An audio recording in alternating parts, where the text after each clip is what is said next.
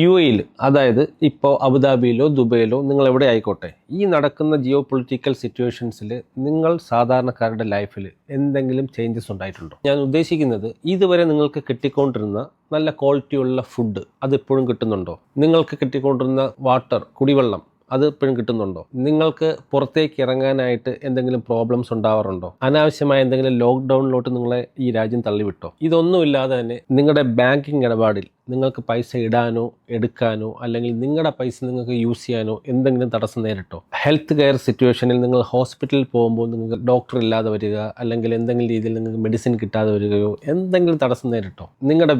ആരെങ്കിലും നിങ്ങളുടെ വീട് കുത്തി തുറക്കാൻ ശ്രമിച്ചോ, അല്ലെങ്കിൽ എന്തെങ്കിലും കൊള്ളയടിക്കാൻ ശ്രമിച്ചോ? നിങ്ങളുടെ ബിസിനസ് ആരെങ്കിലും വന്ന് അറ്റാക്ക് ചെയ്യാൻ ശ്രമിച്ചോ? ഇതിലെല്ലാത്തിലുപരി നിങ്ങളുടെ കുട്ടികളും ഫാമിലിയായിട്ട് പാതിരാത്രി നിങ്ങൾക്ക് പുറത്ത് പോയി ഫുഡ് കഴിച്ച് എൻജോയ് ചെയ്തിട്ട് ഫാമിലിയായിട്ട് തിരിച്ച് വീട്ടിൽ വരാൻ സാധിച്ചു. എൻ്റെ സാധാരണ ലൈഫിൽ ഇതിനൊന്നും ഒരു തടസ്സവും വന്നിട്ടില്ല.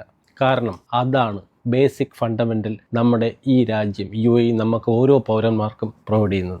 ഇതെന്തുകൊണ്ടാണ് ഇതിന് ഇത്രയും പ്രാധാന്യം എന്ന് ഞാൻ പറയാൻ കാര്യം, ഇപ്പോൾ ഈ നടക്കുന്ന സിറ്റുവേഷൻസ് നിങ്ങളുടെ ഫാമിലിയോടൊപ്പം വേറൊരു രാജ്യത്തായിരുന്നു ഉണ്ടായിരുന്നെങ്കിൽ ഒരുപാട് പ്രോബ്ലംസ് നിങ്ങൾക്ക് ഫേസ് ചെയ്യേണ്ടി വന്നേനെ. പക്ഷേ ഈ രാജ്യം, ഇവിടെ നമ്മൾ സാധാരണക്കാർ നമ്മളെ വീട്ടിനുള്ളിൽ സുരക്ഷിതരായിരുന്നു. നമുക്ക് വേണ്ട എല്ലാ സാധനങ്ങളും നമുക്ക് കിട്ടുന്നുണ്ടായിരുന്നു. അപ്പോൾ അതിനൊരു വാല്യൂ ഇല്ലേ? അതല്ലേ യഥാർത്ഥ സേഫ്റ്റിയും സെക്യൂരിറ്റി?